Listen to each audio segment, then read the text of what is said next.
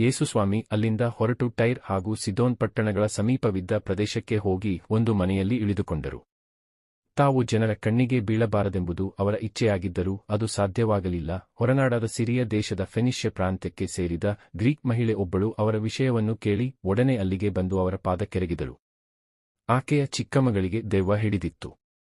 ತನ್ನ ಮಗಳಿಂದ ಪಿಶಾಚಿಯನ್ನು ಹೊರಗಟ್ಟಬೇಕೆಂದು ಆಕೆ ಯೇಸುವನ್ನು ಬೇಡಿಕೊಂಡಳು. ಆದರೆ ಯೇಸು ಆಕೆಗೆ, ಮೊದಲು ಮಕ್ಕಳು ತಿಂದು ತೃಪ್ತಿಪಡೆಯಲಿ, ಮಕ್ಕಳ ಆಹಾರವನ್ನು ನಾಯಿಗಳಿಗೆ ಎಸೆಯುವುದು ಸರಿಯಲ್ಲ ಎಂದರು.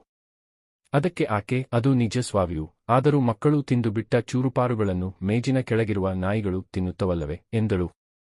ಆಕೆಯ ಮಾತುಗಳನ್ನು ಕೇಳಿ ಯೇಸು, ಚೆನ್ನಾಗಿ ಹೇಳಿದೆ, ನಿಶ್ಚಿಂತೆಯಿಂದ ಮನೆಗೆ ಹಿಂದಿರುಗು, ದೆವ್ವ ನಿನ್ನ ಮಗಳನ್ನು ಬಿಟ್ಟು ತೊಲಗಿದೆ ಎಂದರು. ಆಕೆ ಮನೆಗೆ ಹೋದಾಗ ಮಗಳು ಹಾಸಿಗೆಯ ಮೇಲೆ ಸುಖವಾಗಿ ಮಲಗಿರುವುದನ್ನು ಕಂಡಳು. ದೆವ್ವ ಅವಳನ್ನು ಬಿಟ್ಟು ಹೋಗಿತ್ತು.